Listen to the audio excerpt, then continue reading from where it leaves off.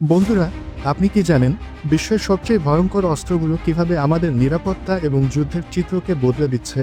আজকের ভিডিওতে আমরা আলোচনা করব 2024 সালের 5টি সবচেয়ে শক্তিশালী এবং ভয়ঙ্কর সামরিক অস্ত্রের সম্পর্কে।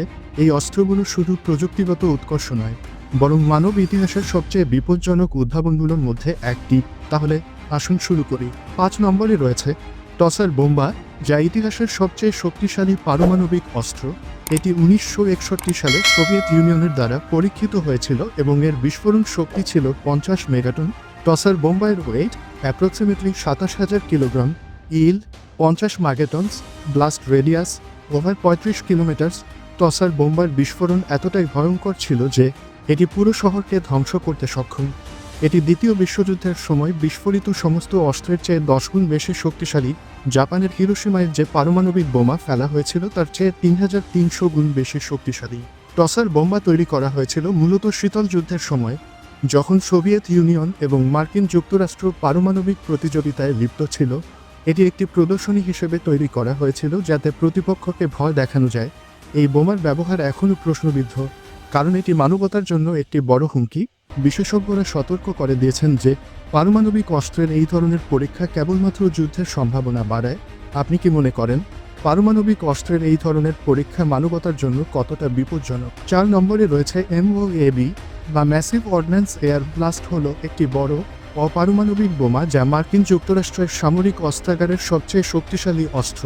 এটি বিশ্বের সবচেয়ে শক্তিশালী কনভেনশনাল বোমা। এটি মূলত ভূগর্ভস্থ সুবিধা এবং টানেলের ক্ষতি করার জন্য ডিজাইন করা হয়েছে। এটি মাটিতে আঘাত করার কিছুক্ষণ আগে বিস্ফোরিত হয়। এর বিস্ফোরণ শক্তি এতটাই বেশি যে এটি একটি বিশাল এলাকা ধ্বংস করতে সক্ষম। এই মোয়েবের weight approximately 9,800 KG, blast radius up to 1 mile. মোয়েবের ব্যবহার যুদ্ধক্ষেত্রে অনেক বেশি ক্ষতি সাধন করতে পারে। এটি সাধারণত সন্ত্রাসী কার্যকলাপ বন্ধ করার জন্য ব্যবহৃত হয় এবং এর বিস্ফোরণের ফলে ব্যাপক ধ্বংস সাধিত হয়। কিন্তু প্রশ্ন হলো, এই ধরনের অস্ত্র ব্যবহার করা কতটা নৈতিক? বিশেষজ্ঞরা বলছেন মোয়েবের মতো অস্ত্র ব্যবহার করার ফলে অসামরিক জনগণের ক্ষতির সম্ভাবনা বেড়ে যায়। 3 নম্বরে রয়েছে F-22 র্যাপটর। এটি হলো একটি যুদ্ধবিমান যা মার্কিন যুক্তরাষ্ট্রের বিমান বাহিনীর অন্তর্গত, যা বিশ্বের সবচেয়ে আধুনিক এবং শক্তিশালী যুদ্ধ বিমানগুলোর মধ্যে একটি। এর স্টেলথ প্রযুক্তি এবং উচ্চ গতি এটিকে শত্রুর বিরুদ্ধে অত্যন্ত কার্যকরী করে তোলে।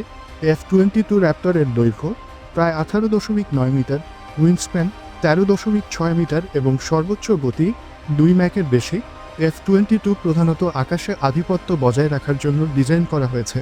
এটি একাধিক ভূমিকা পালন করতে সক্ষম, যেমন আকাশ থেকে আকাশে হামলা এবং স্থল লক্ষ্যবস্তুতে হামলা। F-22 র্যাপটরের স্টেলথ প্রযুক্তি এটিকে রাডারের চোখে ধরা পড়া থেকে রক্ষা করে। এটি অত্যাধুনিক সেন্সর এবং যোগাযোগ প্রযুক্তির সাথে সজ্জিত, যা পাইলটকে শত্রুর অবস্থান সম্পর্কে অবগত রাখে। কিন্তু প্রশ্ন হলো, এই বিমানটি কি নিরাপত্তাকে আরও বাড়িয়ে তুলছে নাকি নতুন সংঘাতের কারণ হয়ে দাঁড়াচ্ছে? সামরিক বিশ্লেষকরা বলছেন F-22 এর প্রযুক্তিগত উৎকর্ষতা শত্রুর বিমানকে ধ্বংস করার ক্ষেত্রে একটি বড় সুবিধা দেয়। এছাড়াও F-22 এর উপস্থিতি আন্তর্জাতিক সামরিক ভারসাম্যে একটি গুরুত্বপূর্ণ ভূমিকা পালন করে। 2 নম্বরে রয়েছে B-2 স্পিরিট বোম্বার। এটি একটি আমেরিকান বোমারু বিমান। এটি স্টেলথ বোম্বার যা শত্রুর রাডার থেকে লুকিয়ে থাকতে সক্ষম। এর ডিজাইন এবং প্রযুক্তি এটিকে অত্যন্ত কার্যকরী করে তোলে। B-2 স্পিরিট বোম্বারের দৈর্ঘ্য প্রায় 21 মিটার, উইংস্প্যান 52.4 মিটার এবং পেলোড ক্যাপাসিটি 18,000 কেজি পর্যন্ত। স্টিলথ বৈশিষ্ট্য উন্নত উপকরণ এবং আকার ব্যবহার করে রাডার শনাক্তকরণ এড়াতে ডিজাইন করা হয়েছে। B-2 মূলত দীর্ঘ দূরত্বে হামলা চালানোর জন্য ব্যবহৃত হয় এবং এটি পারমাণবিক ও কনভেনশনাল উভয় ধরনের অস্ত্র বহন করতে সক্ষম। B-2 স্পিরিট বোম্বার মূলত শত্রুর গভীর অঞ্চলে হামলা চালানোর জন্য ডিজাইন করা হয়েছে, যেখানে প্রচলিত বিমানগুলি পৌঁছাতে পারে না। এটি গোপনে লক্ষ্যবস্তুতে পৌঁছানোর জন্য অত্যন্ত কার্যকরী।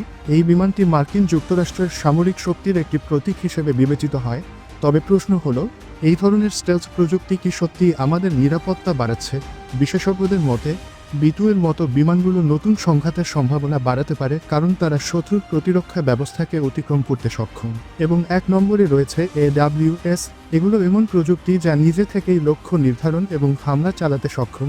কিন্তু প্রশ্ন হলো, এই প্রযুক্তির ব্যবহার কি আমাদের মানবিক মূল্যবোধকে চ্যালেঞ্জ করছে? AWS এর প্রধান বৈশিষ্ট্য হলো এর টাইপ হলো ড্রোন, যেমন MQ-9 রিপারের মতো, এবং রোবোটিক সৈন্য সিদ্ধান্ত গ্রহণ। AI অ্যালগোরিদম ব্যবহার করে স্বাধীন লক্ষ্য নির্ধারণে সক্ষম।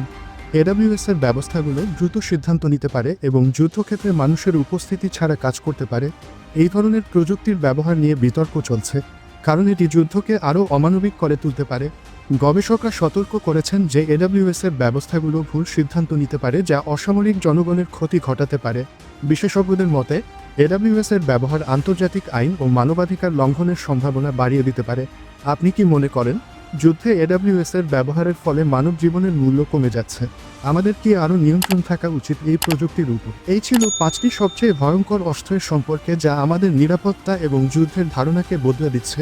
প্রতিটি অস্ত্রই তাদের নিজস্ব বৈশিষ্ট্য এবং বিপজ্জনকতা নিয়ে এসেছে। আপনারা কি মনে করেন, কোনটি সবচেয়ে ভয়ঙ্কর?